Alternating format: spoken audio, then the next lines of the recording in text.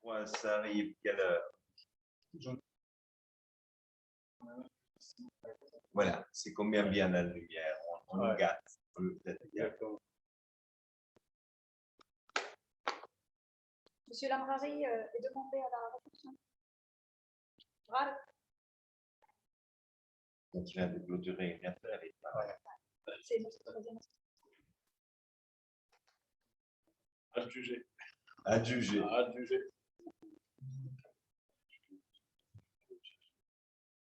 J'ai oublié de rentrer à casa. Qu'est-ce que c'est galère. Non, ça va. Comme ça, je suis un peu plus bas.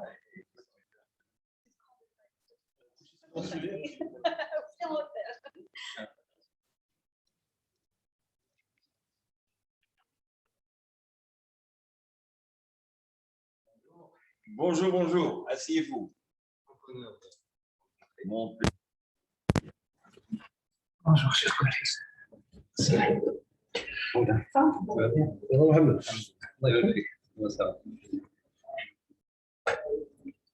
Ça fait longtemps que vous êtes au Maroc?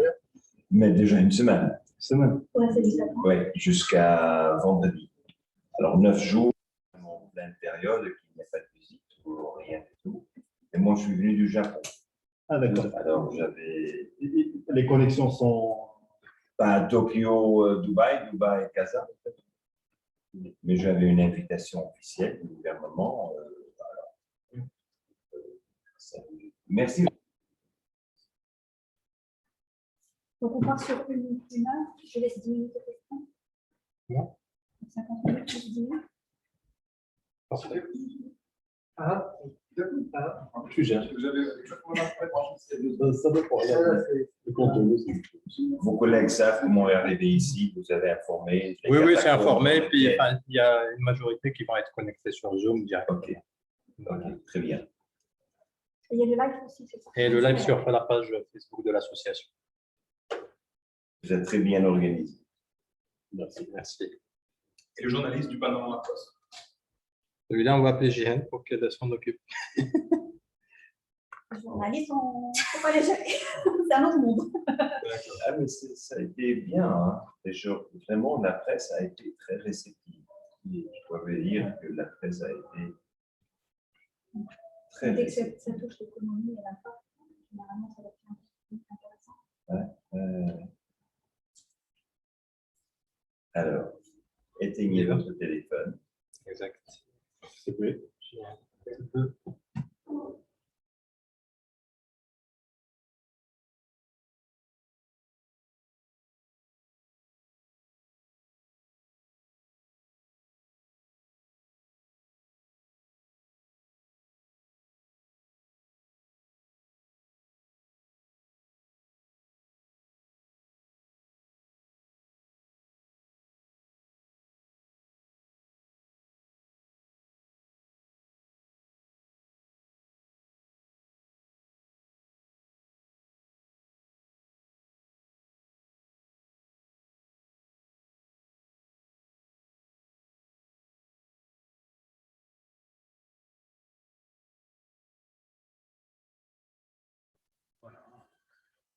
Background industriel, un peu de construction en plus. Beaucoup de passion pour ce que vous faites. Merci. Et on fait beaucoup de choses autour de la 3D. Donc, impression 3D, conception 3D, méthodologie 3D. Vous avez les imprimantes chez vous alors? Oui. Ouais. Mais plastique ou métal? Métallique. Plastique, Ah, métal pas encore. Enfin, on en a distribué, on en a pas chez nous. Très bien. Arafat Biodi, donc associé au sein d'Enjima et président de l'association des ingénieurs arts et métiers depuis janvier. Alors, Zakaria Bahaji, je suis de la même école, promotion en 2011. Moi, je suis par contre dans l'IT, pour les solutions destinées aux entreprises. Commençons par les solutions traditionnelles de gestion d'entreprise. On a vu tout ce qui est intelligence artificielle, technologie, de big data et tout ça. Lumière. Vous dites lumière, light. Non, IT. IT. Sans le. Excuse-moi. Vous connaissez Xenoblade? Oui. Non, c'est votre cousine. Ouais. C'est de où? Zurich. C'est une très bonne avion. Oui, le Maroc, tout le monde est connecté à tout le monde. On a fait AUP à de bonnes différences. D'accord. Je suis KG. Alors, XBG, ouais, on va dire cousine, pour le faire simplement. Pas une grande cousine. Ton père est un grand-oncle. Excellent. Ingénieur caméra ou Il vient de Meknes. de Meknes. Et Oh, je diffusion de suis passé par Meknes. Je suis désolé, nous ne sommes pas arrêtés. C'est à Fès. Si vous n'allez pas c'est à la Meknes, rivalité, en Meknes fait. vient. C'est bien, merci. C'est Daoudi, travaille à Marsamara, son style d'exploitation du port, ensuite de promotion des vérances. Comme un responsable maintenance des équipements. C'est bien. On découvre des choses. Marsa Maroc. Je ne savais pas qui était en Donc, je m'appelle Adel Koubache. Je suis un père avec deux filles. Je suis de la promotion 2004 et je suis un entrepreneur. En fait, j'ai 4 entreprises, 3 dans le service industriel et le 4e dans la promotion immobilière.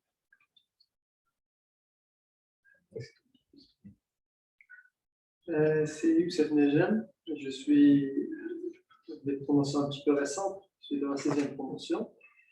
Et je fais actuellement responsable d'affaires moyennes industrielles chez le groupe Renault. Je suis le trésorier de l'association. Sadra Chami, promo 2007, actuellement chef d'entreprise, Rio Engineering, qui fait des travaux et d'aménagement. Le président de Voilà, l'association. et l'ancien président. Badr Jafar, je suis de la promotion 2004, la même que Adi, un accident de parcours.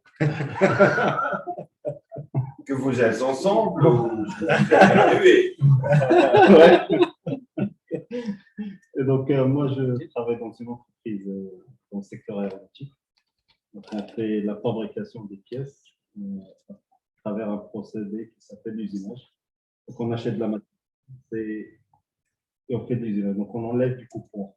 Donc, on génère des coupons, on génère des choses qui sont pas des déchets, mais qui sont des éléments recyclables parce que c'est de la matière qu'on renvoie pour qu'ils réutilisent pour faire d'autres matières premières.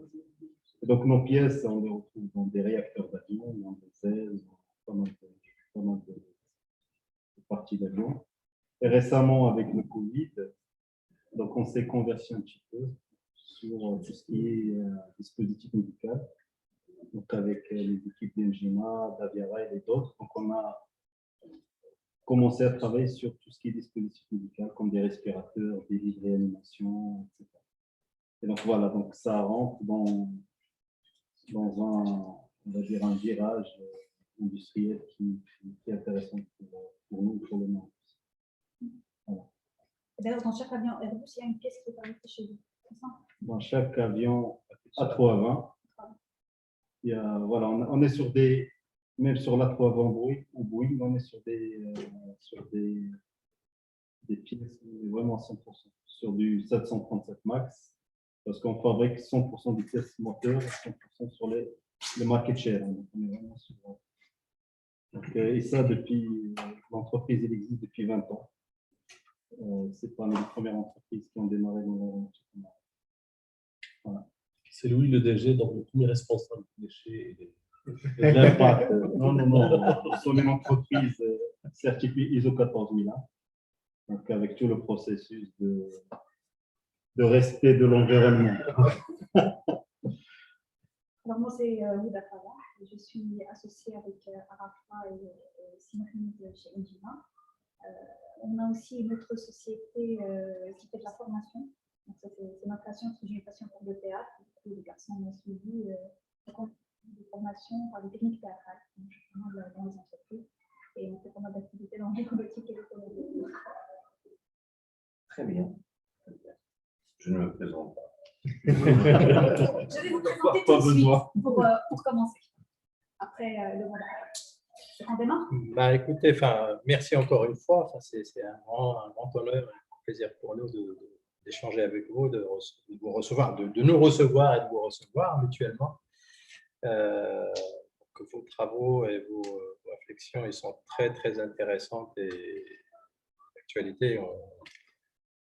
Et on pousse pour y aller. Et dans l'échange aujourd'hui aussi, Ouda va vous interpeller sur ce que nous pouvons faire en tant que communauté arts et métiers sur ces sujets-là que vous avez abordés. Donc, encore une fois, merci. Bonjour. Bonjour, asseyez-vous. Le siège principal est réservé pour vous. Merci beaucoup. Alors, je vais juste, s'il vous plaît, en profiter pour vous demander de mettre vos téléphones en silencieux. Merci, Ouda. Et on commence. Peut-être, madame, vous vous présentez brièvement. Oui, bien sûr. Donc, que je prenne mon souffle. Dans le souffle, vous le faites dans le souffle. Voilà, c'est moi Yael Youssoufi, je suis de la promotion 2009. Je suis responsable stratégique et développement de l'entreprise Protec. Et aussi, je suis coach et formatrice du Lean Manufacturing. Et docteur-chercheur, d'où l'intérêt de venir nous voir dans le même sens. Merci. Merci beaucoup. On y va, c'est bon pour le live? Oui, c'est déjà. Très bien. Monsieur Günter Pauli, bienvenue parmi nous. Donc, quand on cherche qui est Günter Pauli, on trouve qu'il est chercheur, économiste, entrepreneur, industriel et créateur de l'économie bleue. Idriss Aberkan nous a surnommé le Steve Jobs de l'économie durable. En Amérique latine, on préfère vous appeler le Che Guevara de l'économie durable. Et il y en a d'autres qui vous considèrent comme le gourou de l'économie durable. Moi, aujourd'hui, j'ai envie de vous appeler le petit prince de l'économie durable. Le petit prince qui a dit « On ne voit bien qu'avec le cœur, l'essentiel est invisible aux yeux », parce que c'est ainsi que vous avez commencé votre livre, Le modèle Maroc. Vous nous y invitez à un voyage où nous sommes amenés à, je vous cite, regarder sous la surface pour trouver avec nos yeux et nos cœurs les opportunités que nous n'avons jamais vues auparavant et se concentrer à les réaliser. Fin de citation. Et c'est exactement ça que je propose à notre public aujourd'hui, en présentiel et à distance, de faire un voyage avec notre petit prince vers des planètes d'opportunités et de projets innovants que peut-être des entrepreneurs qui sont parmi nous auront envie de concrétiser pour un impact économique et social plus grand au Maroc. Et bien entendu, on commence par la première question, avant d'aller à l'essentiel. On commence par l'astéroïde P612 pour rester dans le Petit Prince. Et je voudrais vous interpeller sur la définition de l'économie bleue. Tout d'abord, qu'est-ce que l'économie bleue créée par Günter Pauli? Alors, il faut toujours, avant tout, vous remercier pour être venu. Ce n'est pas évident dans cette époque d'avoir des gens autour de la table. On a des limitations de se congréguer, on est limité à 20 personnes, on n'est pas là, mais je suis très content que vous avez fait l'effort de venir, y inclus, j'ai compris, de Meknes. Alors, vous êtes venu de très loin. Merci d'être venu. Première chose. Deuxième chose, quel plaisir de pouvoir échanger avec des ingénieurs, des gens du terrain, des gens qui sont, je dirais, dans le métier. Pour moi, ça me fait toujours un plaisir parce que je ne suis qu'un économiste. Je fais les calculs du cash flow, je fais les calculs de l'opportunité stratégique. Mais on a toujours besoin des ingénieurs, des responsables des arts et métiers pour mettre en œuvre. Et je vous assure que de temps en temps, j'ai des dialogues très difficiles parce qu'ils me disent souvent ce que je m'imagine n'est pas possible. Et le grand avantage, c'est quand il y a des ingénieurs qui me disent c'est pas possible, je m'intéresse encore plus pour les motiver de le voir d'autre manière. Alors, l'économie bleue, et je le mets dans ce contexte parce que je me sens très privilégié d'avoir eu l'occasion de travailler les 3 dernières années au Maroc avec un démarrage qui était chez APM, un démarrage où on a dit, mais toi, tu dois rencontrer M. Terrap, et le même soir, on a fixé le rendez-vous. C'était assez incroyable de le faire ainsi. Mais je me sens très privilégié d'avoir eu ces 3 années pour faire connaissance avec le pays. Je prétends peut-être que je connais le pays mieux que quelques-uns d'entre vous. J'ai fait le nord-sud, l'est-ouest, il me manque encore Boucha, il me manque encore quelques endroits, mais la majorité, je l'ai visité. Et pas seulement j'ai eu l'occasion de visiter, mais j'ai eu l'occasion de dialoguer dans chaque ville, village, région, avec les élus, les responsables politiques, l'administration, les entrepreneurs, les agriculteurs, les leaders des coopératives. Et c'est-à-dire que j'ai pu quand même ressentir la richesse du pays en rencontrant les gens du pays. Et je crois que ça, c'est un grand privilège de pouvoir le faire. Alors, dans ce contexte-là, l'économie bleue est quoi? Eh bien, quand je vois que vous avez un ministre énergie, mines et développement durable, et vous avez un ministre commerce, industrie, économie verte, je me suis dit, mais où est votre ministre de l'économie bleue?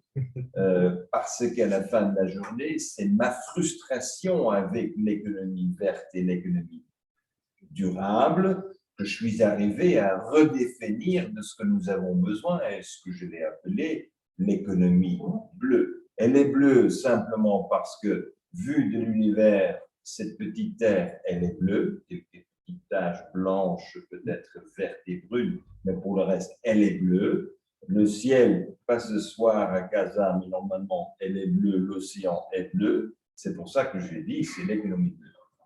L'économie bleue est quoi, enfin? C'est comme économiste. Je me pose toujours la question, comment est-ce que, comme entrepreneur, je peux faire la concurrence contre ces géants qui dominent l'économie globale? Il est évident que quand je suis un petit David, et on m'impose la logique de l'économie des géants et de la globalisation, je dois vite arriver à la conclusion que j'ai aucune chance. C'est une chance parce que la concurrence est définie comme étant le meilleur marché. Je ne peux jamais être le meilleur marché quand je suis basé à Meknes, je ne peux pas certainement être le meilleur marché à Dakhla, je ne peux pas être le meilleur marché quand moi je suis dans la périphérie de l'économie mondiale. La seule manière que d'éventuellement je pourrais être concurrentiel, c'est quand je vais tricher, je triche sur l'écologie, je triche sur mes impôts, je triche sur le social. Alors, dans ce cas-là, peut-être que je pourrais concurrencer. Je dis, c'est pas juste. C'est pas ça ce que je veux faire comme entrepreneur. Comme entrepreneur, il faut que je fasse un effort, mais l'effort pour réussir à une échelle locale ou internationale, c'est que je change les règles de jeu exactement de la même manière comme David l'a fait contre Goliath. Règle numéro 1, on change les règles, on ne joue pas selon les règles. 2, on change les règles et on n'informe pas du tout les géants que vous avez changé les règles. David a tiré une pierre, il n'a pas dit à Goliath, je suis David, je vais tirer une pierre. Sinon, Goliath aurait pu tirer une pierre encore plus grosse que la pierre de David. Et c'est dans ce contexte-là que je m'inscris. Qu'est-ce qu'on souhaite réaliser? Moi, comme entrepreneur, avec une connexion avec mon territoire, mon village, ma famille, ma communauté, mon pays, évidemment, je souhaite le bien commun comme une grande priorité. Je ne le fais pas parce que je veux devenir le plus riche du monde. Je le fais parce que je veux jouer un rôle important dans ma communauté. Je veux que la communauté soit plus résiliente, pas seulement une communauté qui est capable de survivre, où l'exode vers les grandes villes se poursuit. Je souhaite qu'il y ait quand même une qualité de vie. Et si je compare la qualité de vie à Ouarzazate, où j'étais hier et avant-hier, je vous dis, vous avez des endroits où il y a une qualité de vie extraordinaire, une nourriture de qualité. Ils n'ont pas de poisson, oui, je suis d'accord, mais pour le reste, ils ont une nourriture, une qualité de vie gentillesse des gens qui est évidemment différente que la grande ville. Mais quel est notre intérêt avec une économie bleue? C'est de rassurer que les gens puissent répondre aux besoins de base. Besoins de base, eau, nourriture, hébergement, santé, énergie et travail. Et quand je me rends compte qu'il y a dans la périphérie, ça veut dire hors de Casa et hors de Rabat, quand même il y a un chômage de 30%, il y a une responsabilité extraordinaire. Il faut faire des choses. Moi, je ne suis pas là, et c'est aussi très typique pour l'économie bleue, je ne suis pas pour critiquer ce qui va mal. Je suis là pour dire qu'on peut toujours améliorer. Et le positivisme est très typique. Et comme je change de modèle d'affaires avec les expériences qu'on a pu développer, on a pu faire la preuve qu'il est possible de créer multiples cash flows, multiples revenus, multiples bénéfices. Et bien entendu, c'est au contraire de la logique du core business, où on vous met dans une corsette et on vous dit, vous ne faites que la nourriture, vous ne faites l'emballage, vous ne faites pas l'emballage, même la logistique, vous allez le sous-traiter à un tiers. Et moi, je dis, mais non, si moi, je prends soin de ma communauté, moi, je vais tricoter les activités de telle manière que nous avons des négoces qui sont bien intégrés dans des clusters, et ce sont des clusters qui vont pouvoir avoir ce que j'appelle l'effet multiplicateur. Parce qu'une fois qu'on commence à travailler ensemble et on fait vraiment la communauté des entrepreneurs dans une région, vous avez non pas seulement la résilience parce que vous vous connaissez, mais vous avez la résilience parce que l'argent circule entre vous. Et la force de l'économie, c'est l'argent qui circule. Je dis toujours, l'argent est comme l'eau. Vous mettez l'eau dans une bouteille et vous n'utilisez pas la bouteille, après quelques mois, cette bouteille est imbuvable.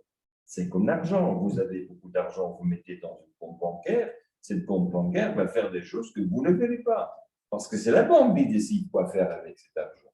Eux vont utiliser l'effet levier. Alors, la réponse est que l'économie bleue change les règles du jeu.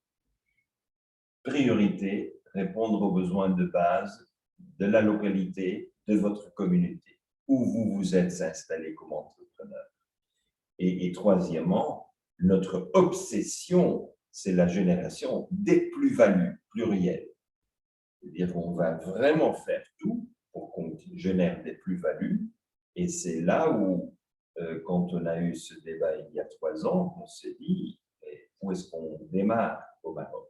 Alors, le démarrage était avec une mine.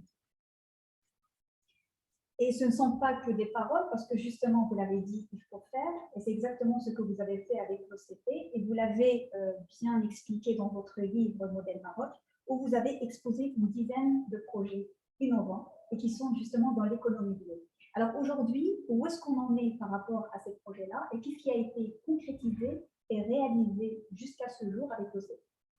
Alors, le contrat avec l'OCP est un contrat quand même de 2 visionnaires, c'est-à-dire que le fameux rendez-vous avec M. Terrap est un rendez-vous qui a pris des heures. J'ai même raté le dîner avec APM par après, parce qu'on était si impliqués. Lui, il a raté un dîner avec un ministre, parce qu'on était partis avec nos envols fantastiques. Mais concrètement, d'ici 2 semaines, on signe l'accord avec OCP pour le projet de rideaux d'algues. On va construire des rideaux d'algues dans le sud du pays, près de l'Ayoum, et on va le faire pour qu'on puisse générer biomasse algues, pour en fabriquer avec fermentation du biogaz, pour remplacer le gaz naturel importé subventionné par l'État marocain, et la boue qui sort de cette fermentation est riche en biophosphate et va positionner pour la première fois dans l'histoire OCP, vendeur de biophosphates. C'est plus cher? Oui, si on ne fait que le projet pour les biophosphates, seront beaucoup plus chers. Mais ici, c'est financé grâce à quoi? c'est financé grâce au gaz méthane. Mais les gaz méthane, la productivité est plus élevée parce qu'il y a le phosphogypse. Alors, le phosphogypse, c'est qu'aujourd'hui un déchet est comme un engrais pour les algues. Alors, on augmente la productivité des algues grâce au phosphogypse qu'auparavant, on a considéré un problème.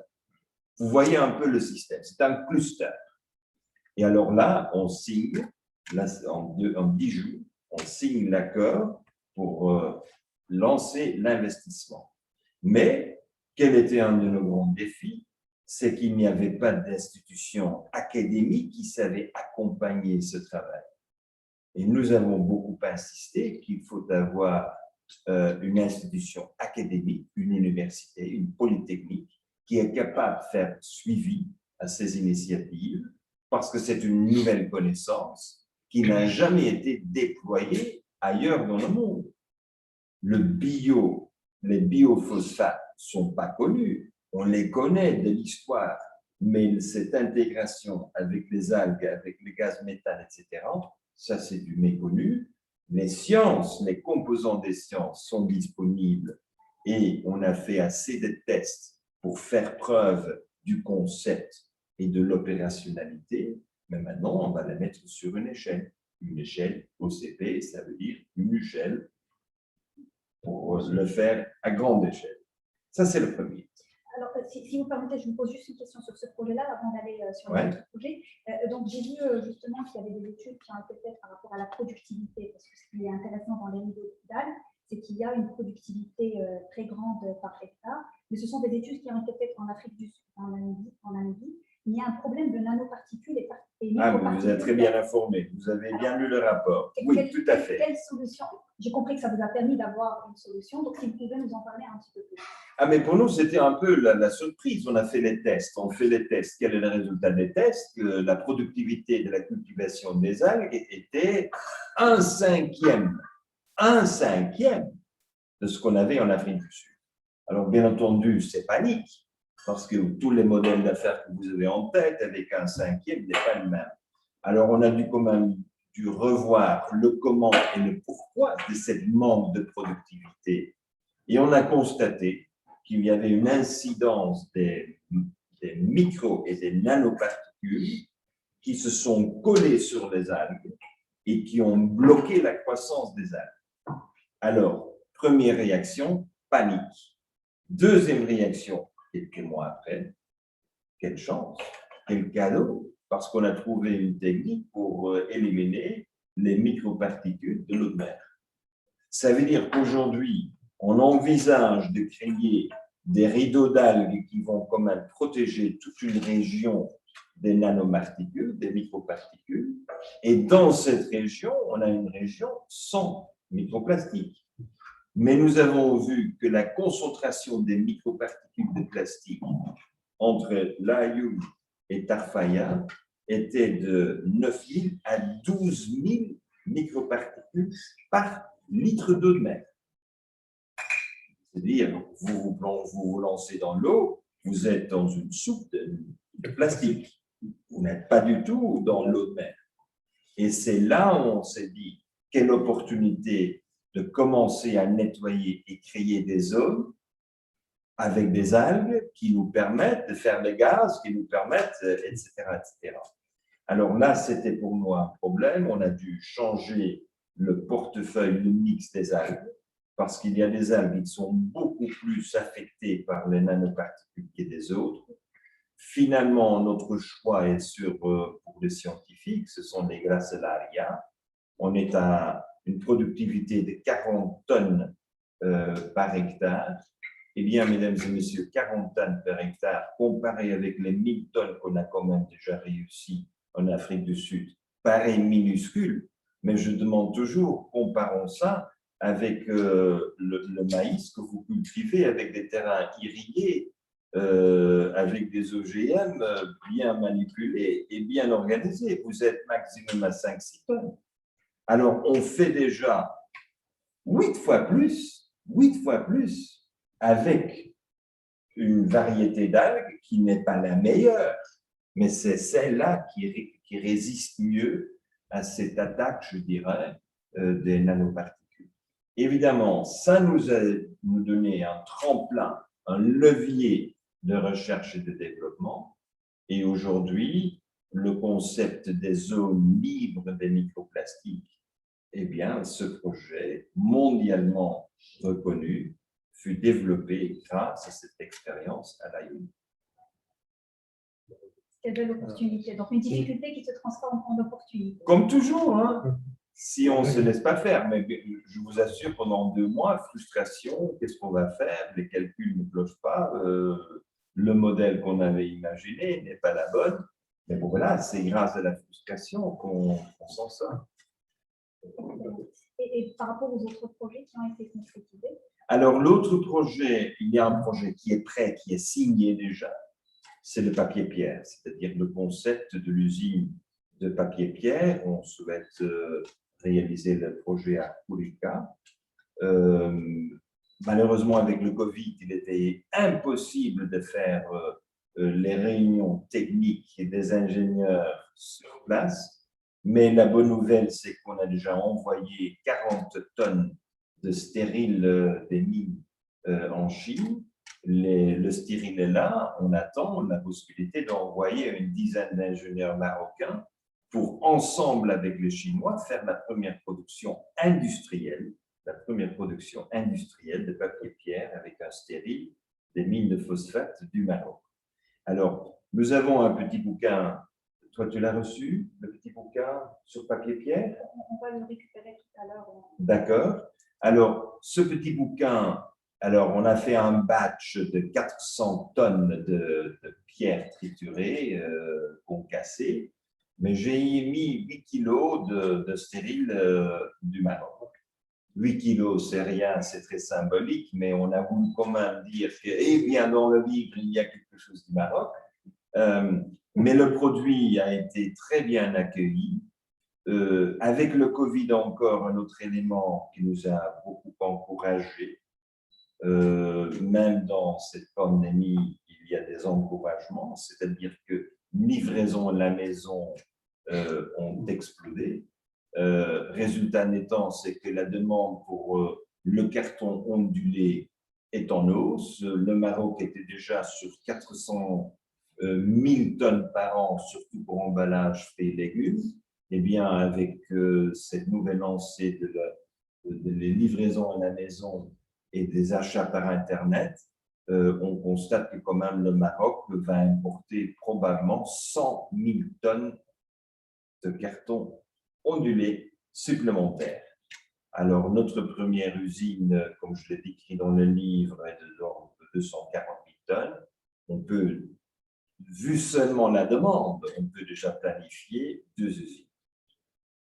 Aujourd'hui, de planifier 2 usines, chaque usine, c'est 1 000 emplois, c'est 2 000 emplois. Vous voyez quand même, c'est un impact énorme.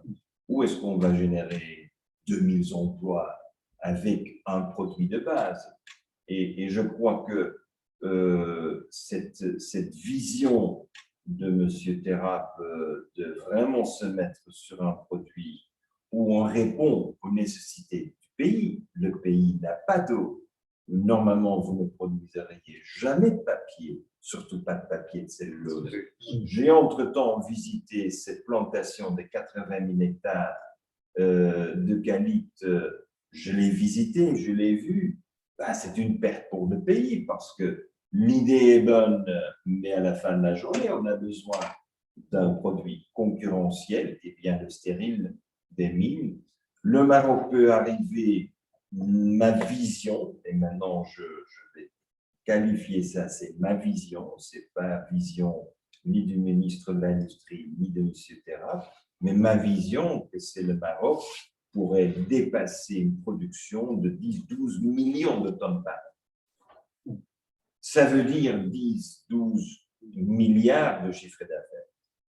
Ça veut dire le double de ce fait d'aujourd'hui. Seulement avec le stérile.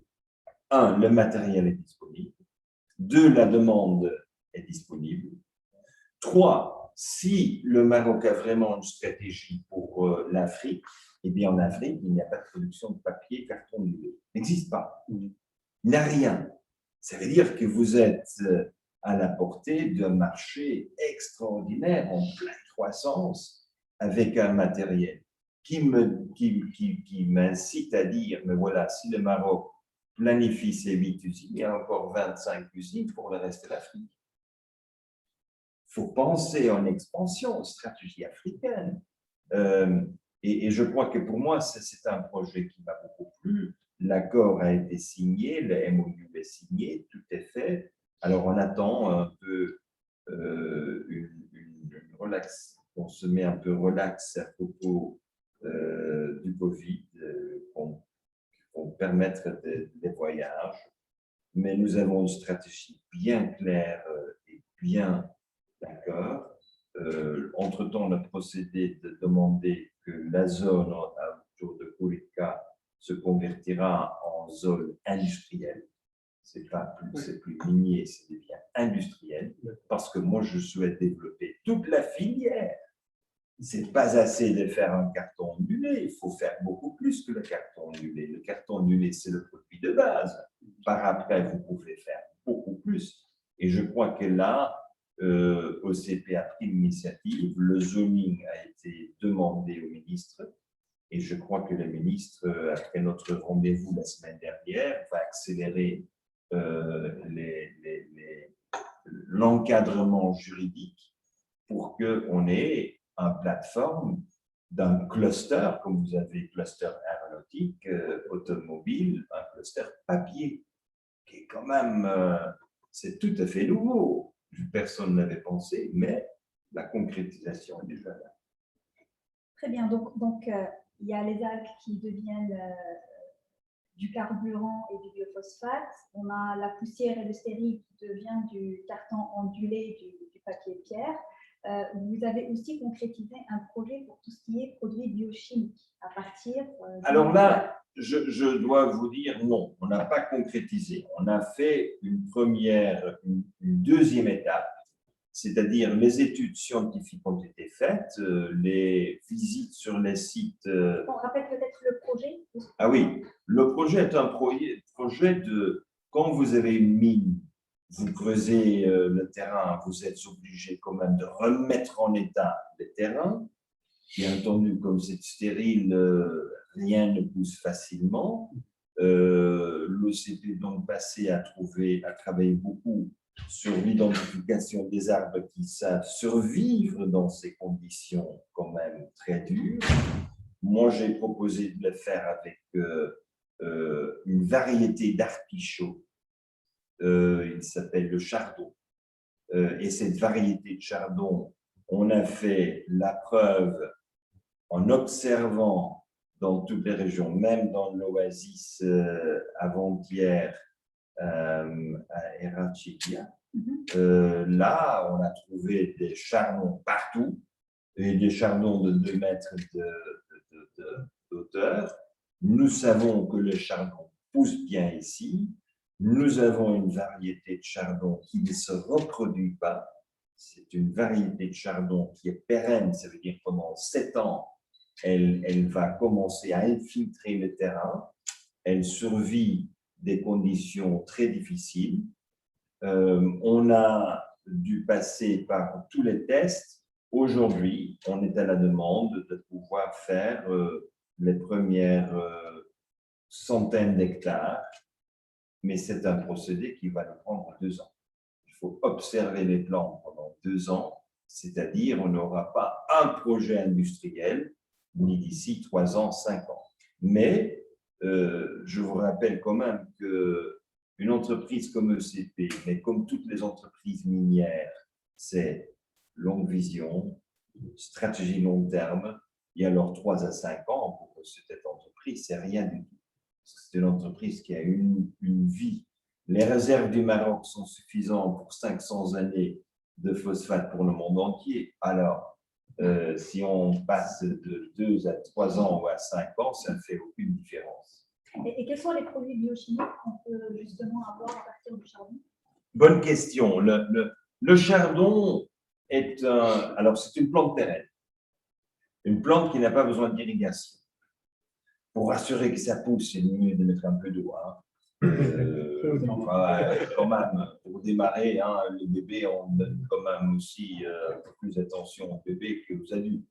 Alors, il faut quand même être prêt d'appuyer la plante pour qu'elle s'installe. Alors, première chose, c'est qu'elle remplit les terres avec carbone. Précondition pour la fertilité, c'est la densité de carbone. C'est un travail long terme pour lequel on ne paye pas, mais c'est écologiquement service écologique. Deuxièmement, les artichauts, les fleurs d'artichaut produisent une huile qui est assez amère, ce n'est pas vraiment comestible, mais c'est une huile qu'on peut facilement convertir en acide avec pression et avec température. Et comme la paille est si large, c'est une paille de 2 mètres à 3 mètres, vous avez beaucoup de cellulose. Cellulose est convertie en sucre, sucre est fermenté en alcool. C'est un alcool bien spécifique, ce n'est pas un alcool pour boire, c'est imbuvable, mais c'est un alcool qui s'appelle 1,4 isobutanediol. Et cet alcool de la même plante, combiné avec l'acide de l'huile, vous donne les monomères des polymères, c'est-à-dire ce sont des bioplastiques. Alors, on prépare le pays stratégiquement à long terme. Ce sont des terrains qui ne font pas la concurrence avec l'agricole. On ne mange pas. Vous pouvez manger, mais je crois que les gens ont d'autres préférences aujourd'hui que de manger ce type de plantes. Mais le grand avantage, c'est qu'avec 1, 2 ou 3 cycles de chardon, cette plante d'artichaut, après 3 cycles, vous avez rempli la terre et vous pouvez redémarrer l'agriculture. Alors, c'est comme on appelle en anglais a keystone species. C'est une plante, une variété qui est à la base d'un redressement de tout un écosystème. Et c'est cette fonctionnalité, comme OCP a besoin quand même de redresser 12 000, 15 000, 20 000 hectares par an, eh bien, vous avez 20 000 hectares à refaire avec cette famille d'artichauts afin d'avoir un approvisionnement continu des matières premières pour la biochimie et spécialement avec les bioplastiques. Et je rappelle que ce n'est pas juste un projet de recherche parce que vous avez déjà une usine en Sardaigne qui fait déjà de la production à partir du chardon puisque c'est une plante méditerranéenne. Si vous pouvez nous en dire un petit peu plus. Mais la plante, il y a 20 millions d'hectares de chardon autour de la Méditerranée. Vous le trouvez en Algérie, vous le trouvez en Libye, vous le trouvez en Syrie, vous le trouvez en Grèce, vous le trouvez en Sardaigne. En Sardaigne, on a transformé et nous avons la première usine industrielle qu'OCP a visitée pour avoir un autre proof of concept, mais ce que j'appelle un proof of operations. Ça tourne. Il y a des clients qui payent des factures. Vous savez, la meilleure preuve que ça fonctionne, c'est qu'il y a des clients qui payent les factures. Et c'est ça ce qui était pour nous à la base de ce projet, mais tout en reconnaissant que ça prendra encore des années. Très bien. Maintenant, parmi nous, comme je l'ai dit tout à l'heure, il y a des entrepreneurs qui sont en recherche d'opportunités. Donc là, on a vu qu'il y a des projets innovants qui ont été concrétisés, donc il y a des clients qui paient des factures. Alors, à ces entrepreneurs-là, quels sont les projets, les opportunités que vous pourrez exposer aujourd'hui pour leur donner des idées? Alors, moi, je suis toujours fasciné par des innovations de rupture. J'aime beaucoup des innovations de rupture qui me permettent d'imaginer quand même un modèle d'affaires totalement différent qu'aujourd'hui. Et je vous donne un exemple d'un thème qu'on travaille aujourd'hui, qui est à la mode partout dans le monde, c'est l'hydrogène. Alors, j'opère le bateau. Toi, tu te rappelles le bateau. Le bateau, c'est un bateau de 36 mètres, c'est un catamaran qui a 516 mètres carrés de panneaux solaires et qui en plus fonctionne avec hydrogène, l'hydrogène produit avec les excédents d'énergie électrique solaire qui convertit l'eau de mer, pas l'eau déionisée purifiée, mais l'eau de mer en hydrogène.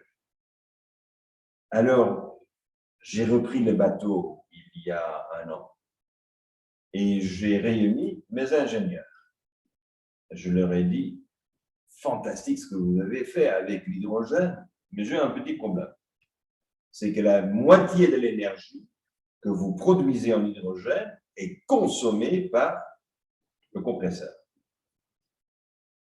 Parce qu'on ne peut pas se développer un système sans compresseur. Bien entendu, il me répondit, ce professeur, vous êtes professeur en économie, mais apparemment pas en engineering, parce que c'est très bien que sans compresseur, vous n'arrivez jamais à 350, 700, 900 bars. Je dis, mais sur mon bateau, je suis très content d'avoir l'hydrogène, mais ça bouffe la moitié de l'énergie, ce compresseur. Faites-moi un songe. Bon, voilà, en tant qu'armateur, on a le pouvoir, on dit, bon, voilà, si vous ne développez pas, je demande à l'autre. Alors là, tout le monde est. Eh bien, je suis content de pouvoir vous dire, on a maintenant déposé les brevets, on fait l'hydrogène à 350 bars sans compresseur. On le fait. Proof of concept. Laboratoire. Mais la nouvelle qui pourra vous intéresser, c'est que nous avons travaillé sur multiples technologies très avancées. Par exemple, le cerf-volant. Si vous vous rappelez le cerf-volant, qui est capable de capter des courants d'air entre 100 et 800 mètres avec un effet yo-yo.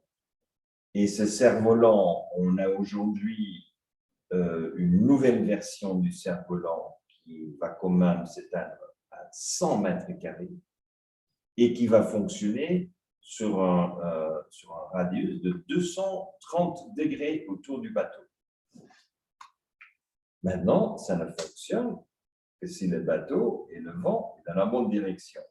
Mais on a changé la technologie, l'intelligence artificielle, et tout en prenant un cerf-volant de 100 mètres carrés, nous sommes capables de creuser les océans à 12 nœuds, mais on peut utiliser presque 2/3 des vents autour du bateau. Ça, c'est une révolution. On a besoin d'une toute autre intelligence artificielle pour cela. On l'intègre avec le nouveau système d'hydrogène sans compresseur, mais nous avons repris le thème des nanoparticules plastiques et on a dit, comme nous opérons l'hydrogène avec l'eau de mer, on a énormément de nanoparticules qui passent par les membranes. Je ne peux pas, parce que dans mon électrolyseur, si j'ai trop de nanoparticules, mon électrolyseur, qui est quand même cher, est immédiatement abîmé, pas par le sel de l'eau de mer, mais par les nanoparticules de plastique.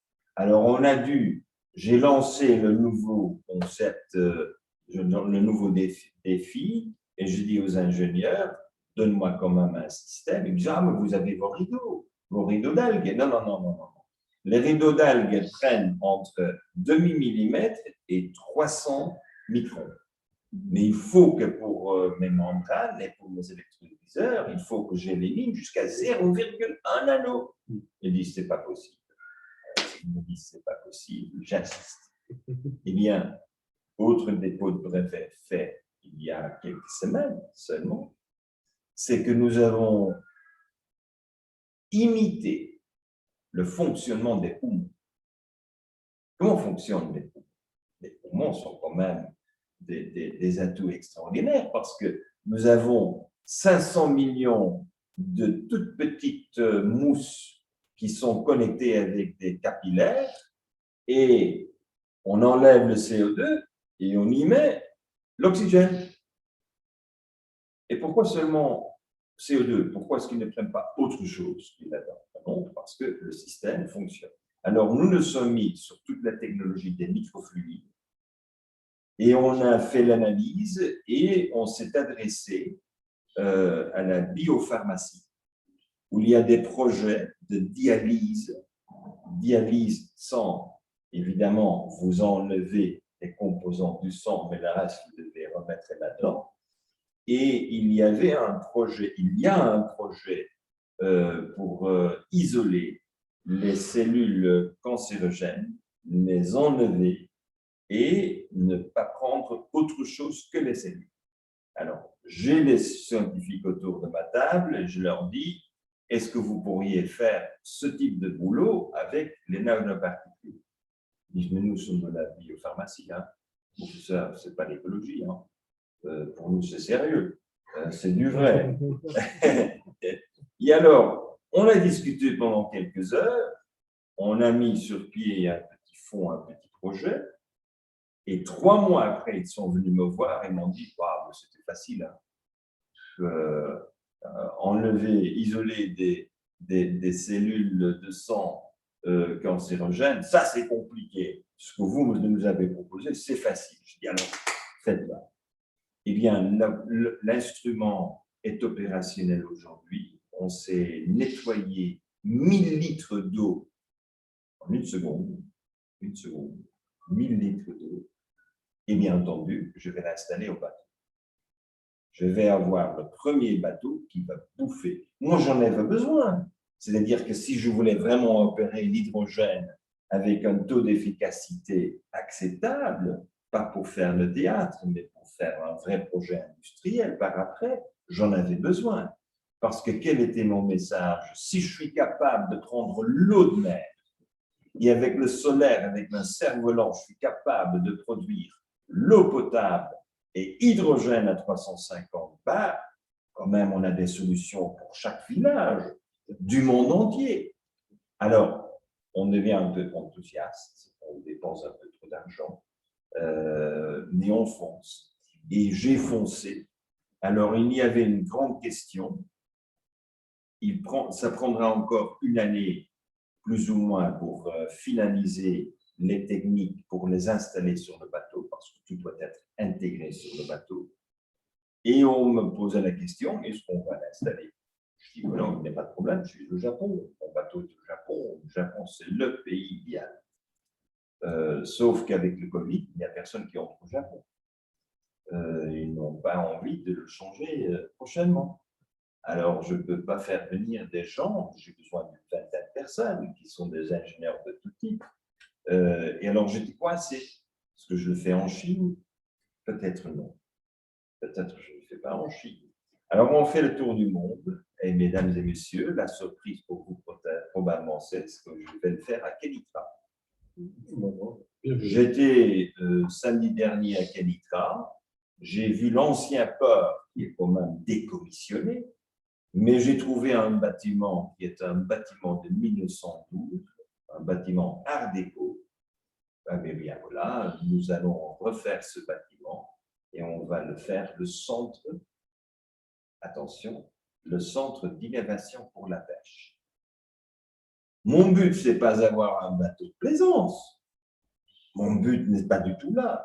Moi, je crois que le grand défi pour l'Afrique, c'est qu'on a surpêché. On a exploité ces eaux. Il y a trop de plastique là-dedans. Alors, il faut avoir un autre modèle d'affaires. Et le vecteur de change, pour moi, ce sont les pêcheurs. Parce que ce sont eux qui connaissent leur terrain. Ce sont eux qui ont leur village, qui ont du mal à survivre parce qu'on a surpêché. Avec les rideaux d'algues, on peut faire un premier pas. Mais en plus, nous avons le nouveau accord avec El Hierro, l'île Canaries, où nous avons installé le système d'autosuffisance en eau et en énergie. Je ne sais pas si vous connaissez ce projet.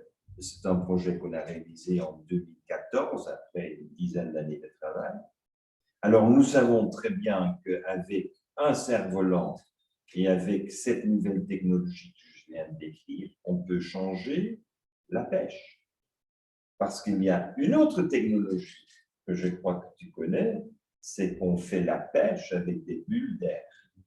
On ne fait plus la pêche avec des filets, ni avec des lignes, ni avec des bulles d'air, comme font les dauphins et les baleines. Alors, c'est le biomimétisme de la pêche avec le biomimétisme des poumons qui nous donne une opportunité d'imaginer un bateau de pêche qui change complètement de concept.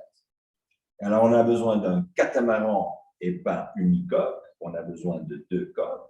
On a besoin de systèmes de compression. Alors, je préfère utiliser mon compresseur, pas pour compresser à 350 bars. Laisse-moi faire la compression à 5-6 bars, ce qui est tout à fait écologique et bien faisable. On a fait l'épreuve, on connaît les techniques, et notre vision, c'est de développer dès le Maroc une nouvelle filière de construction navale pour la pêche. Parce que pour moi, la pêche, c'est la base de la récupération des écosystèmes.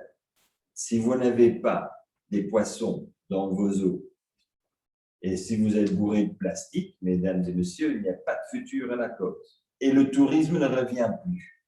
Parce qu'une fois que le touriste sait, une fois que le touriste sache que c'est bourré de plastique, et même les poissons sont bourrés de plastique, et les pauvres peu qui existent, voilà, sont complètement bourrés de plastique, on ne veut plus savoir.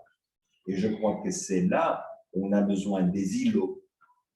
C'est pour ça que, comme j'ai eu l'honneur de visiter les 10 villages pêcheurs entre Tarfaya et Dakhla, je connais l'impact qu'on peut avoir. On va changer la logique. Ça n'a rien à voir avec la politique internationale. Ça a à voir avec un désir d'être au service des communautés qui sont quand même des communautés marocaines où on a la possibilité d'introduire des innovations qu'on ne s'imagine même pas à Casa. Qui s'imagine à Casa d'avoir l'hydrogène aussi à bord? Mais comme ce sont des nouvelles technologies, on ne peut pas le faire sur très grande échelle. Il faut le faire sur petite échelle. Et c'est là, c'était une rencontre par hasard avec des membres de la famille royale de l'Arabie Saoudite. Quand j'ai expliqué les atouts de tout ce qu'on est en train de faire, sont eux qui m'ont dit « Vous avez un bateau de pêche du futur ». Moi, je n'avais jamais imaginé de me mettre dans la pêche. Mais quand ils m'ont expliqué quelle était leur vision de la pêche pour mer Rouge, mais si vous ne voulez pas avoir des carburants, vous voulez avoir une valeur ajoutée élevée, alors il faut transformer les pêches sur le bateau. Immédiatement après, vous avez pris les poissons de l'eau. Si vous le faites sur place, vous augmentez la valeur. Nous avons alors fait des seins de coques et de bateaux où toute la transformation de la pêche, et on ne prend pas de femelles avec des œufs, libérées, pas de féminicide de poissons, nous les libérons. Tout d'un coup, nous avons la possibilité de faire la pêche jusqu'au conteneur de 20 pieds est plein, et on revient et on vend le conteneur déjà tout prêt. Il inclut tous les tripes, la tête, les œufs ont déjà été transformés en farine pour les poules, qu'aujourd'hui les Marocains portent.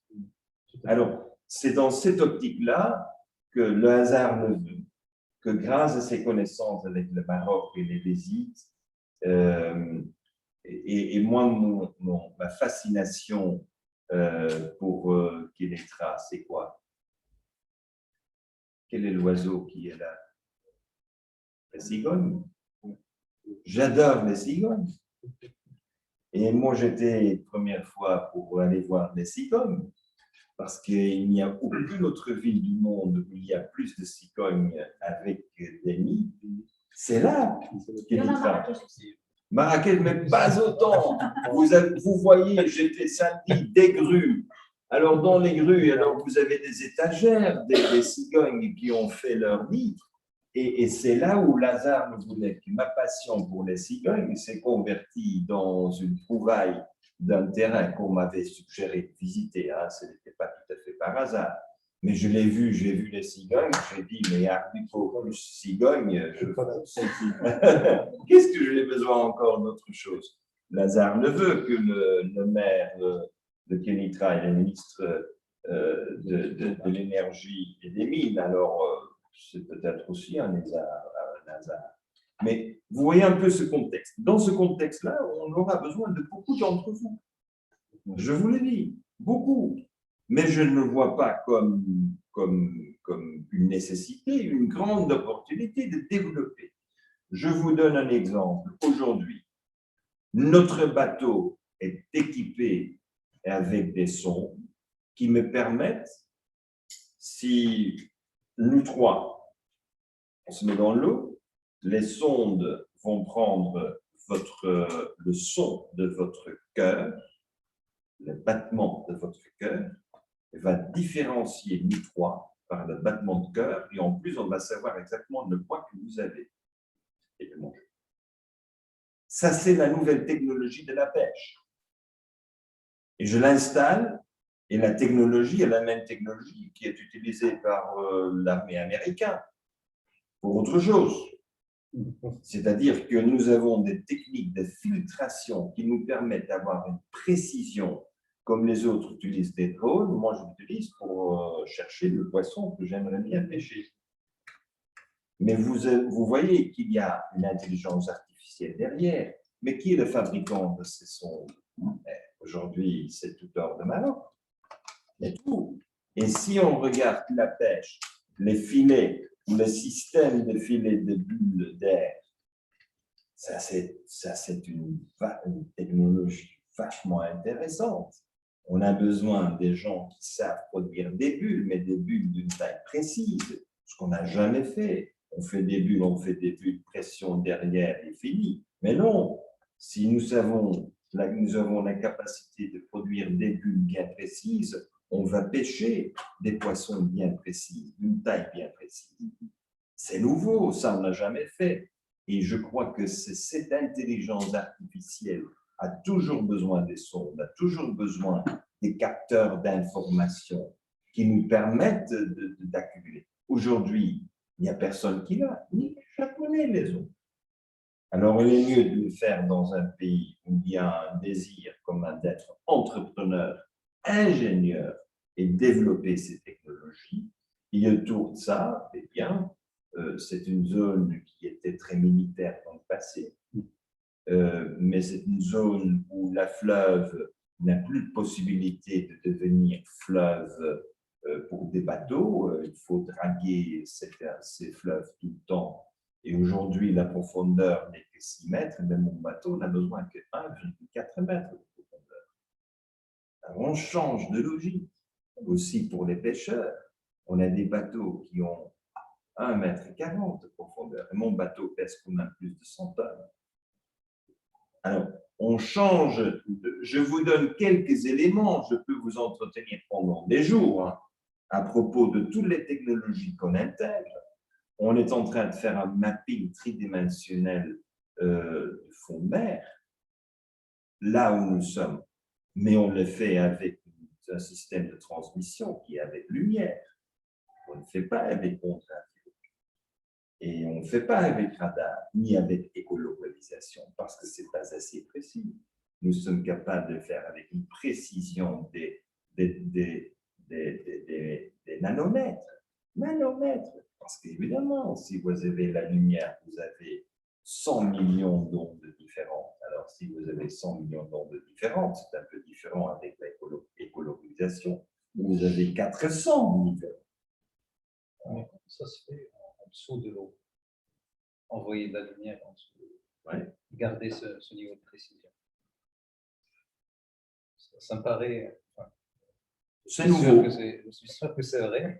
Non, mais c'est nouveau. C'est tout à fait nouveau. Ça, on n'avait jamais fait ni penser.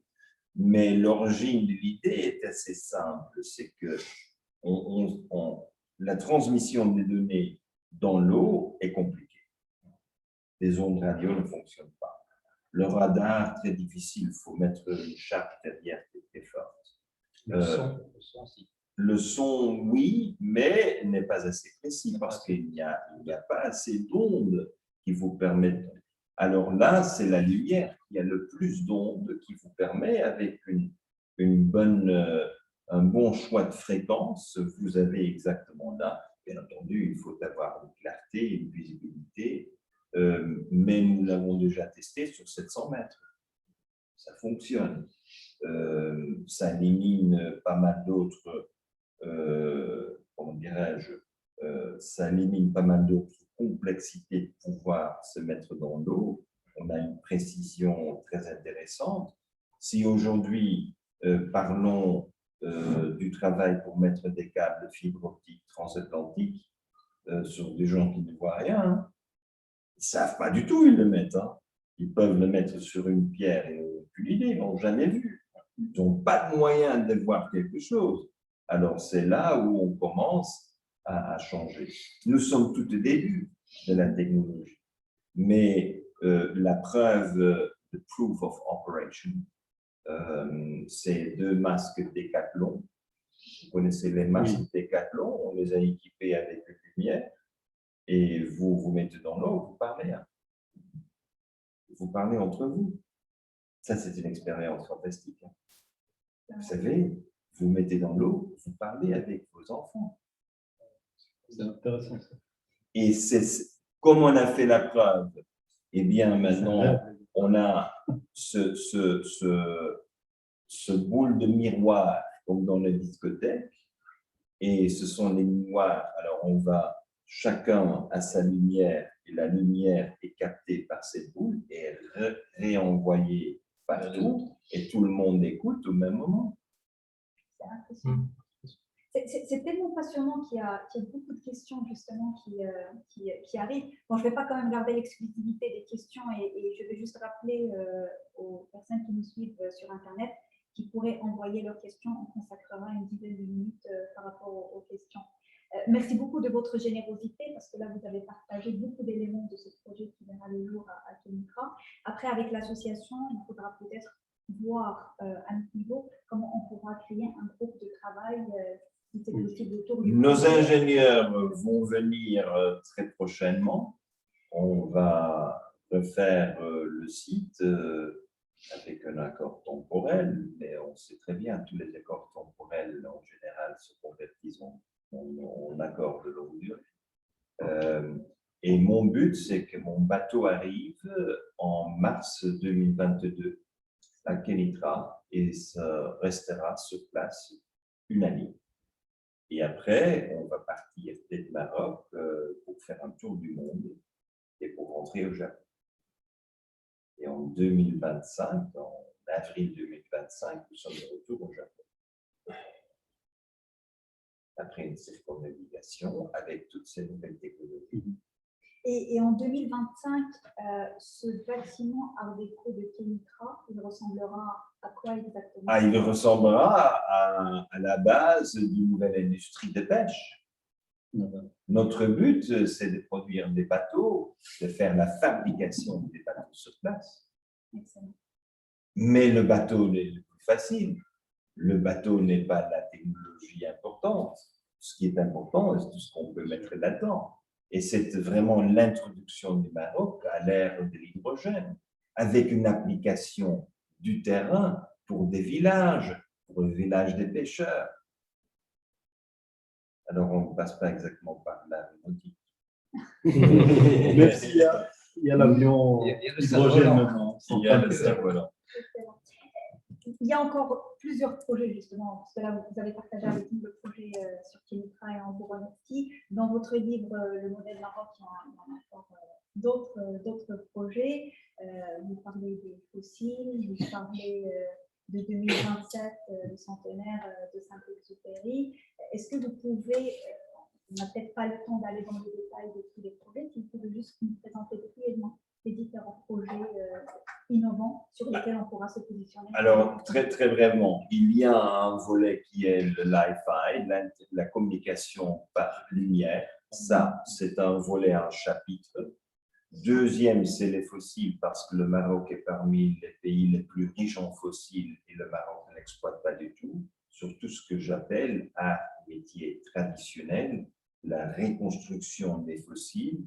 N'oublions pas que sur le marché des objets d'art, les fossiles sont le 3e marché le plus important du monde déjà, car ceux qui ont l'argent à investir pour leur petite maison, ben voilà, ils sont presque tous nés à l'époque de Jurassic Park.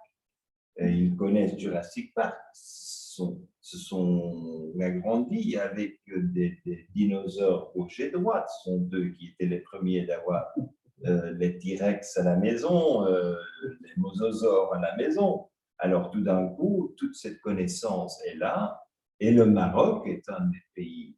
Mais le Maroc n'a plus de paléontologue.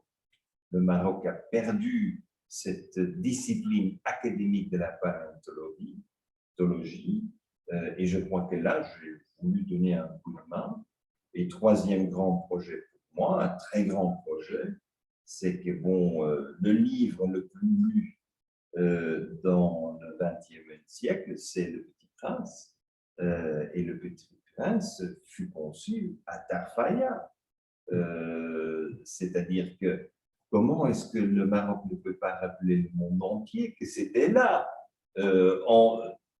dans cette forteresse espagnole entre le désert Sahara et le désert Océan, il s'est imaginé le Petit Prince. Et je crois que c'est le moment de se rappeler, le monde entier, que c'est au Maroc, là, dans le sud, que cette grande histoire qui inspire encore tout le monde a été conçue. Et je pense que plus vous êtes au Maroc et plus vous faites le tour du Maroc, plus vous aurez de nouveaux projets, de nouvelles idées innovantes à mettre en place. Et c'est vraiment pour le bonheur des entrepreneurs marocains de vous suivre et de voir comment on peut concrétiser les opportunités. Est-ce qu'il y a des questions? Je vous propose peut-être une dizaine de minutes. Si ça vous oui, j'ai un quart d'heure encore. Je vais aller à un dîner, mais pour le quart d'heure. Très bien. Ou rapidement, peut-être 3 questions. On peut aller sur 3 questions pour vous donner la main. Je vais prendre, il y a une question en ligne et concerne le processus de dessalement. Alors, la question est, est-ce que la saumure qui est redirigée vers la mer après extraction du sel n'a pas un impact sur l'environnement et particulièrement les poissons? Ah oui, c'est évident que quand vous faites la désalinisation, quand vous séparez le sel, bien entendu, vous faites une concentration. Et cette concentration est nocive pour la grande majorité des poissons. Mais c'est un produit très intéressant, par exemple, pour des microalgues riches en lycopène. Alors, il faut toujours voir, s'intéresser à qui dans la nature? Eh bien, ça intéresse évidemment à quelques espèces. Et moi, j'ai proposé dans ce cas-là de faire la culture des microalgues rouges riches en lycopène pour en tirer quand même un bénéfice. Si on ne le traite pas et on le rejette comme on le connaît dans la majorité des cas, bien entendu, ça laisse des dégâts. D'accord. C'est clair. Excellent. Est-ce qu'il y a d'autres questions? Non, moi, j'avais un problème avec toutes ces économies vertes, bleues. Bon, avant de vous rencontrer, j'avais un problème par rapport à ça parce que je pensais que c'était des économies qui étaient destinées à des marchés qui avaient le luxe de choisir. D'accord. Donc, avant de vous rencontrer, je vous ai rencontré d'abord à travers vos écrits, à travers les écrits qui ont été faits sur vous, et aujourd'hui, en vous rencontrant personnellement. Donc, ce que j'en comprends, c'est que cette économie bleue, elle va servir à récupérer ce qu'a laissé l'ancienne économie, d'un côté, de recycler pour le dire simplement, et puis d'explorer de nouveaux horizons qui sont permis aujourd'hui avec la technologie qui est disponible aujourd'hui. Donc ça va ouvrir des horizons.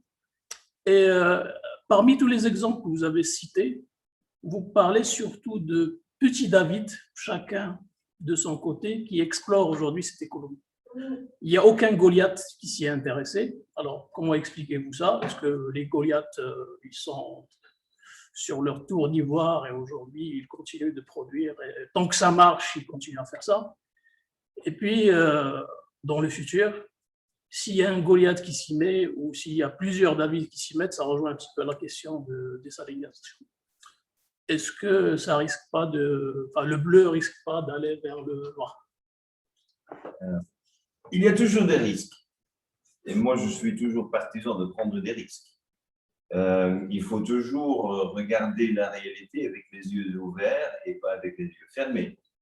C'est-à-dire que les multinationales, je vous donne un cas concret, Nestlé. Nestlé est une entreprise qui est quand même un cluster d'activités. Et parmi ces clusters d'activités, ils poursuivent quand même une stratégie très traditionnelle, Master of Business.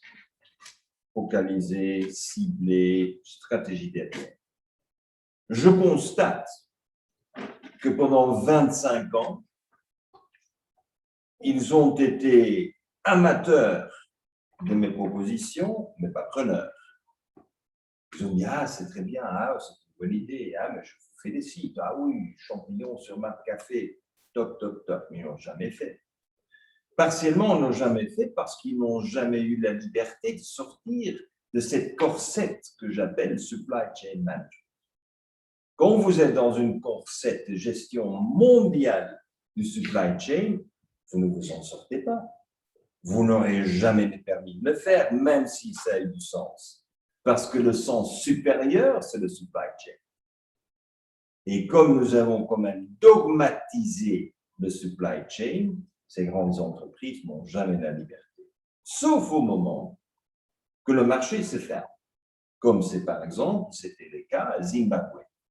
Zimbabwe a dit, plus rien de l'extérieur, tout de l'intérieur. Zéro devise disponible.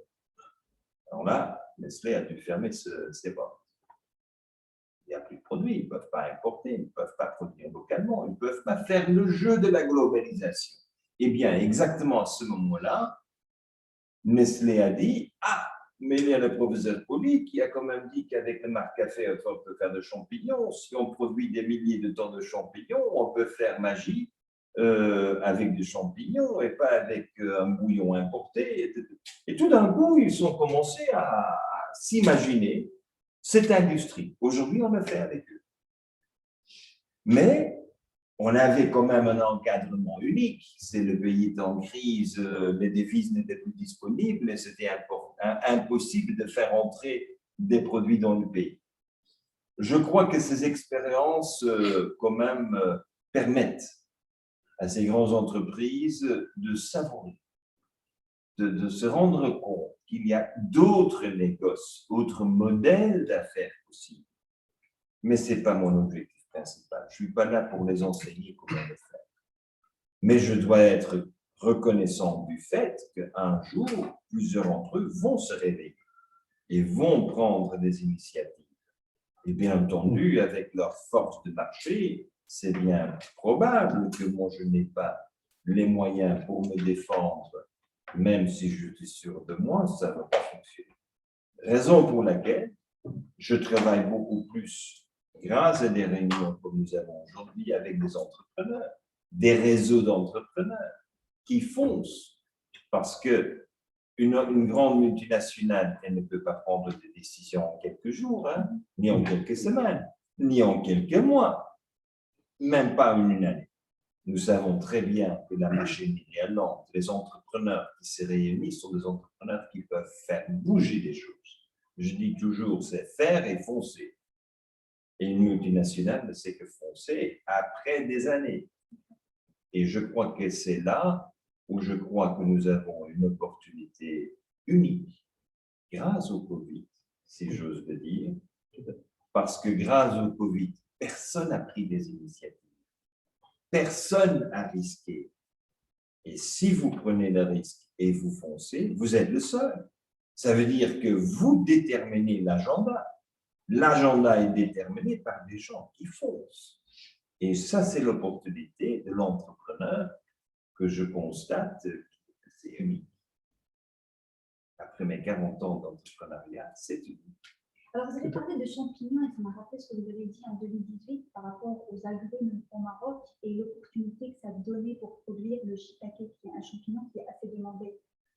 Où est-ce que vous en êtes par rapport à ce projet? Est-ce que ça fait partie des projets que vous proposez pour le Maroc?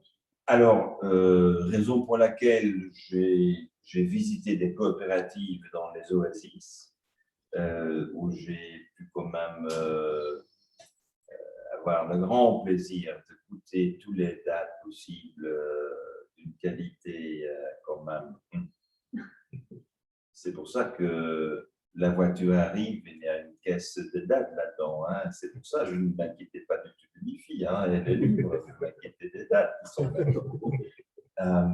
Alors, j'écoute le Bani de la région et qui me dit, voilà, nous avons un très grand problème aujourd'hui avec les incendies.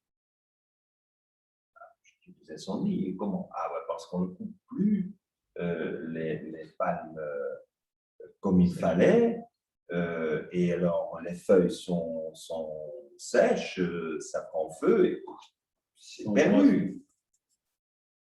Je dis, oui, mais il faut alors faire des champignons. Évidemment, sur les feuilles de dattier, les feuilles de palmier de date, vous pouvez immédiatement, en 3 semaines, avoir votre première récolte de champignons. Alors, heureusement, j'étais accompagné par la directrice de Enabel, l'institution de coopération de la Belgique avec le Maroc, et elle m'a dit, mais voilà, on lance, parce que la Belgique a investi à côté des oasis dans la logistique et des systèmes de logistique, mais avec réfrigération. Et alors, tout d'un coup, il me dit, mais oui, ça nous intéresse d'avoir plus de produits frais qui pourraient passer par notre système logistique et les champignons, idéal, parce qu'en plus, on élimine les risques. Je dis, et n'oublions pas, on a un résultat 3 semaines après. Combien de fois est-ce qu'on a un projet? On a l'idée et 3 semaines après, vous pouvez avoir le premier champignon à manger. Ça, c'est unique. Alors bon, voilà, c'est Othman qui va faire une suivi, j'espère, pour que n'oublie pas que l'opportunité est maintenant. Et ce sont ce type d'initiatives qui sont très complémentaires aux autres que j'ai mentionnées. C'est l'hydrogène, c'est le papier pierre, c'est la biochimie. Et ici, on parle de nourriture. Alors, quand j'étais avec le président de la coopérative, je me posais la question, vous mangez du champignon? Il dit non. Mais vous avez dans l'oasis des champignons? Je dis, ah oui. Il y a un champignon qui attaque les palmiers. Ça, c'est quand ils sont en monoculture, il m'a dit. Quand ils sont en pluriculture, ils n'ont pas de problème. Quelle sagesse. Mais 2, il m'a dit qu'il y a 8 variétés de champignons, ils sont trop amers pour les manger. Je dis, mais ça veut dire que vous n'avez pas trouvé une bonne cuisinière. Parce que si un produit est amer, ça ne veut pas dire que c'est un mauvais produit. Il faut cuisiner, il faut le préparer. Voilà, on verra bien où nous allons avec ce projet-là. Alors, ça en fait une autre opportunité. Et pour d'autres opportunités, il y a encore beaucoup de projets, il y a plusieurs projets qui ont été cités dans votre modèle Maroc, que justement je recommande à toutes les personnes. C'est un livre de 207 pages qui est passionnant. Il faut vraiment en profiter pour trouver des idées. Il est disponible au téléchargement. Gratuitement, justement, pour avoir de l'impact au Maroc. Et j'espère qu'on va pouvoir se rapprocher. Merci beaucoup. Donc, je le montre. Donc, on me donne la version anglaise. Ah, mais je vous donne en français, en arabe. Donc, il y a une version anglaise, française et arabe. Donc, vraiment, les 3 gratuits. Les 3 gratuits. Mais vraiment, il y a des trésors à l'intérieur. Donc, pour les entrepreneurs, ce sont vraiment des idées qu'on pourra mettre en place. Et il faut voir avec l'association comment on pourra se rapprocher avec votre organisation pour voir comment on peut concrétiser les choses. Alors, pour tenir le timing, je tiens à vous remercier donc, au nom de l'association Arts et Métiers à l'UNAL, donc les lauréats de l'École nationale supérieure des arts et métiers à MCNES. Je vous remercie pour votre présence et surtout pour votre générosité. Donc, vous êtes restés avec nous à développer beaucoup plus et à nous donner beaucoup d'informations. Et pour conclure, il y a une phrase que vous avez mentionnée en 2018 et qui m'avait marquée. Vous avez dit « Soyez cafard, ne soyez pas panda ». Et malgré notre perception du cafard qui est dégoûtant et du panda qui est mignon, vous avez dit que le panda, il se nourrit d'un bambou particulier, dans un écosystème particulier qui fait qu'il ne s'adapte pas, alors que le cafard, il s'adapte à tout. Et je pense pour lancer des projets de l'économie bleue, pour lancer un nouveau modèle économique, on aura besoin de s'adapter et on aura besoin d'avoir un état d'esprit différent. Et c'est tout ce que on nous souhaite, je nous souhaite, pour avoir plus d'impact économique et social au Maroc. Merci. Je vous laisse le dernier mot et comme ça on Mais j'aimerais bien laisser une dernière parole. Othman montre le système de l'IFI. Tu l'as avec toi, mais il n'y a pas de modem ici. En fait, il faut qu'on ouvre des pièces. On a dit qu'on a envoyé un technicien, mais Mais montre quand même l'instrument, parce que, eh bien, Othman, il a passé 14 ans à l'extérieur du pays. Nous avons fait connaissance, il m'a beaucoup aidé dans plusieurs de mes préparations. Je dis, mais le moment est arrivé que tu reviennes dans ton pays, il faut que tu reviennes, avec une négoce que les Marocains ne connaissent pas. Et alors voilà, lui, il a fait l'importation des premiers systèmes d'Internet par lumière. Et voilà, il a décidé de le faire. Bien entendu, on a besoin de modems connectés. Non, on a besoin un modem connecté. On n'a pas besoin de modem, on a besoin de fibre optique qui connecte directement sur ton système et on élimine la totalité de captation de données du big data. On l'élimine. On a une connexion directe sur le câble et normalement, si c'est du Wi-Fi ou du Bluetooth, vous utilisez un autre opérateur que l'opérateur du câble. Celui qui va déjà capter toutes les données, tous les métadatas sont captés là, mais si vous vous mettez directement sur le câble, vous allez éliminer cette captation de données. Et c'est là où le système est devenu super stratégique, parce que pour une entreprise, si vous utilisez, ou pour un hôpital, si vous utilisez un système qui est public, sécurisé, nous savons tous et toutes que ce n'est pas sécurisé du tout, que tout est vendu, tout est revendu 1000 fois. Et avec ce système, vous ne l'avez pas. Deuxième, ce système nous permet d'avoir une géolocalisation unique. C'est chaque lampe a un IP unique. C'est-à-dire que tout d'un coup, chaque lampe te donne une position. Et nous avons, grâce à ça, une géolocalisation qui est parfaite, à quelques millimètres près, tout le temps. Alors, il y a des projets à très long terme, à court terme, mais c'est Othman qui l'a monté. Et je crois que il y a des dizaines d'applications possibles. J'ai entendu que vous êtes dans le big data, etc., le IT. Oppo vient d'intégrer la technologie du Wi-Fi dans son premier smartphone. Alors, les Chinois ont décidé, on y va. Si les Chinois décident, aux autres de suivre. Samsung a déjà plus de 1000 brevets sur ces technologies de Wi-Fi, Internet par lumière. 1000 brevets. Samsung, à peine à rien. Parce que, stratégiquement, les Américains ont décidé que ce n'est pas une technologie à suivre, parce qu'on ne peut pas capter les données. Justement. Et voilà, les Chinois ont dit, on va se mettre là-dessus parce qu'on ne peut pas capter. C'est la demande qui est. Ouais. Et parce que c'est la demande. Ouais. Et les Chinois, ils vont suivre la demande de l'utilisateur. Les Américains, ils vont suivre leur intérêt. Les instructions du chef. Voilà. Exactement. Donc, nous avons le livre qu'on va pouvoir récupérer pour les personnes qui sont présentes. On va aussi découvrir le Wi-Fi en direct.